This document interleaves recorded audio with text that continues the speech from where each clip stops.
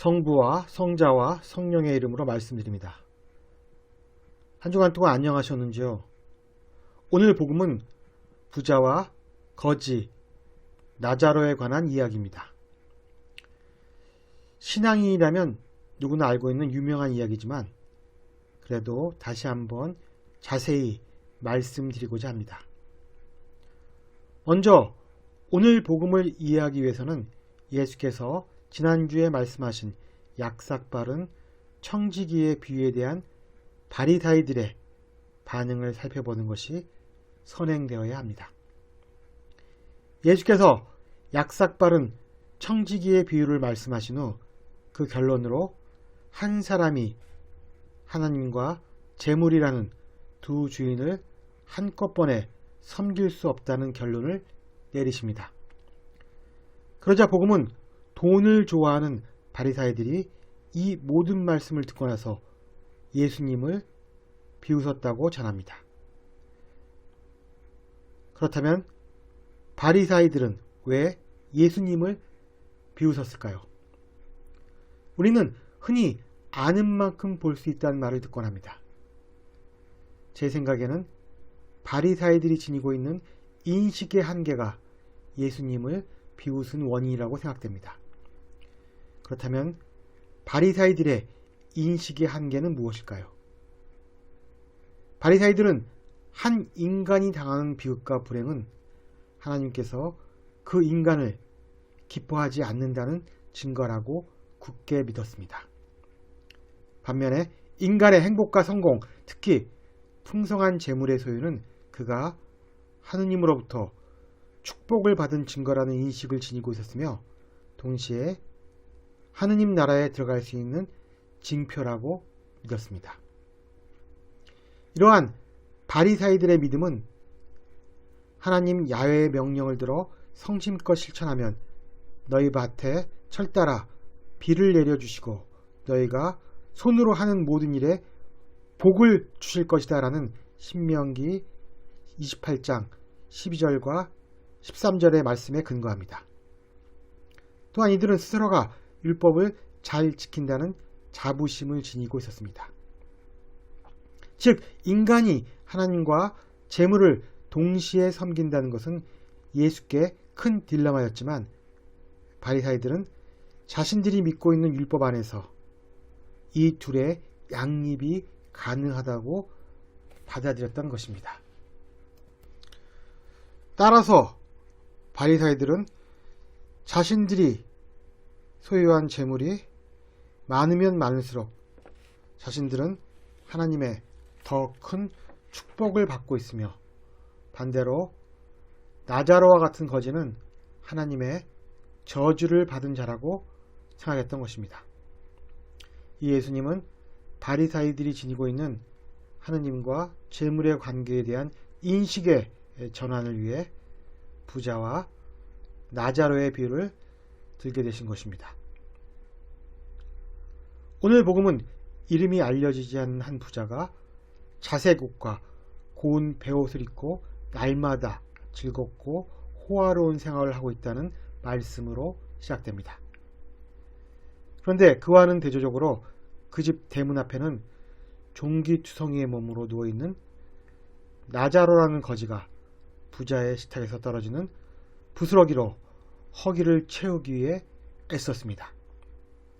게다가 개들까지 와서 그의 종기를 핥는 비극적인 상황이 벌어지고 있었습니다. 지상에서의 두 사람의 삶은 호의호식과 극빈으로 대조적이었으나 부자도 거지 나자로도 죽음 앞에서는 평등했습니다. 이제 공간이 바뀌어 죽음 뒤에 내세에서 벌어진 일이 펼쳐집니다. 그런데 지상에서의 삶과는 반대로 부자는 불꽃 지옥에서 고통을 당하고 있었고 반대로 나자로는 천국으로 여겨지는 곳에서 아브라함의 품에 안겨 위로를 받고 있었습니다. 지상에서의 삶과는 완전히 역전된 광경을 접한 부자는 아브라함에게 나자로의 손가락 끝에 물을 묻혀 자신의 혀를 축이게 해달라고 부탁합니다. 이 장면은 음식 부스러기를 얻어먹기 위해 애를 쓰던 세상에서의 나자로를 생각나게 합니다. 이에 대해 아브라함은 부자였던 너는 살아있을 동안에 온갖 복을 다 누렸지만 나자로는 불행이란 불행은 다 겪었기에 너는 고통을 받고 아브라함은 위로를 받는다. 또 너희와 우리 사이에는 큰 구렁텅이가 갈아놓여 있어서 서로 왕래가 불가능하다고 말하며 부자를 매정하게 내칩니다. 그래도 부자는 굴하지 않고 제발 소원이니 나자로를 자신의 5 형제들에게 보내어 그들을 이 고통스러운 곳에 오지 않게 해달라고 간청합니다. 이 아브라함이 내 형제들은 모세와 예언자들이 있으니 그의 말을 들으면 될 것이라고 하자 부자는 그것으로는 부족하며 죽었다가 살아난 사람이 찾아가야만 회개할 것이라고 대답합니다. 그러자 아브라함이 그들이 모세와 예언자들의 말도 듣지 않는다면 어떤 사람이 죽었다가 다시 살아난다 해도 믿지 않을 것이다 라고 말하면서 이 비유는 끝을 맺게 됩니다. 여기서 등장하는 부자는 바리사이들로 대표되는 당시의 기득권층을 상징합니다. 내세가 지옥과 천국으로 이루어져 있으며 그 사이에는 넘을 수 없는 큰 구렁텅이가 놓여 있듯이 바리사이들을 비롯한 기득권층의 죄는 율법을 아전인수격으로 해석하여 이 세상에서 자신들과 나자로와 같은 사회적 약자들 사이에 넘을 수 없는 구렁텅이를 만들어 놓은 점입니다. 오늘 일독서에서 예언자 아모스가 말했듯이 도탄에 빠진 백성들을 외면한 채 흥청망청되는 것들은 소리도 없이 사라지려는 하느님의 말씀을 고지곧대로 받아들이지 않은 결과가 낳은 불행인 것입니다. 14세기 영국과 프랑스의 100년 전쟁 당시 프랑스의 도시 칼레는 영국군에게 포위되어 항복하고 맙니다. 이에 영국 왕의 자비를 구하는 칼레의 사절단이 파견되자 영국 왕은 모든 시민의 생명을 보장하는 조건으로 누군가가 그동안의 반항에 대해 책임을 져야 한다며 이 도시의 대표 6명을 처형하겠다고 선포했습니다.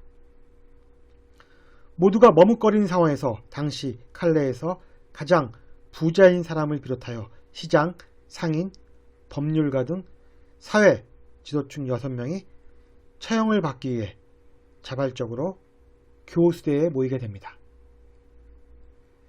그러나 당시 임신한 왕비의 간청을 들은 영국왕은 죽음을 자처했던 사람들의 희생정신에 감복하여 이들을 살려주게 됩니다.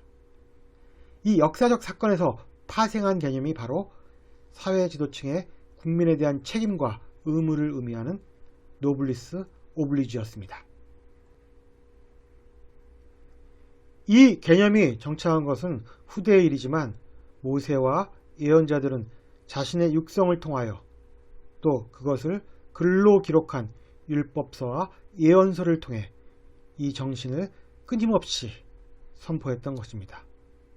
왜냐하면 이것이야말로 세상을 창조하신 하나님의 뜻과 일치했기 때문입니다. 19세기 독일의 철학자 칸트는 자신의 저서인 순수 이성 비판에서 인간의 인식 능력으로는 하나님을 알 수 없다고 선언했습니다. 하나님은 인간의 현상만을 다루는 이성의 범주를 벗어나는 물 자체의 영역이기 때문에 이성을 통해 하나님을 증명하는 것은 무의미하고 불가능한 일이라고 결론 내립니다. 그러나 그렇다고 해서 과연 인간은 현상의 배후에 있는 하나님을 인식할 수 없는 것일까요? 칸트는 자신의 또 다른 저서인 실천 이성 비판을 통해 하나님을 인식할 수 없지만 사유는 할 수 있다고 말합니다. 칸트는 하느님, 영원불멸, 더 나아가 자유와 같은 이념들이 우리의 인식을 벗어나지만 우리의 도덕적 행위를 규제하기 위해 반드시 있어야 하는 이념으로 요청된다고 말합니다. 특히 하나님은 순수 이성 비판에서는 인식 불가능한 대상이었으나 실천 이성 비판에서는 도덕의 근거로 요청될 수 있다고 말합니다. 그렇다면 지옥과 천국은 어떻게 이해해야 할까요? 칸트는 이 세상에서 불공정하고 부조리한 처사를 볼 때마다 천국과 지옥은 반드시 있어야 한다라는 의견을 피력합니다. 우리는 이미 하나님은 인식의 영역이 아니라 믿음의 대상임을 알고 있습니다. 더불어 천국과 지옥도 신앙 안에서 논해지는 이름을 알고 있습니다. 오늘 이 독서인 디모데후전서는 다음과 같이 말하고 있습니다. 이 세상에서 부자로 사는 사람들에게 명령하시오. 교만해지지 말며 믿을 수 없는 부귀에 희망을 두지 말고 오히려 하나님께 희망을 두라고 이르시오. 또 착한 일을 하며 선행을 풍부히 쌓고 있는 것을 남에게 아낌없이 기꺼이 나누어 주라고 하시오. 그렇게 해서 자신들의 미래를 위하여 든든한 기초를 쌓아 참된 생명을 얻을 수 있게 하라고 하시오. 이 말씀은 내 의지의 준칙이 항상 보편적 입법에 타당하도록 행동하라고 한 칸트의 정언 명법과 일치합니다.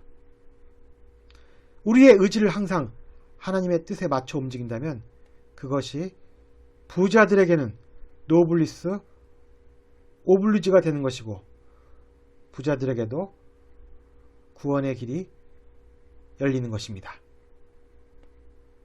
아무쪼록 모세와 예언자들의 말을 들을 수 있는 귀를 가진 부자들이 더 많아지기를 주님의 이름으로 기원합니다.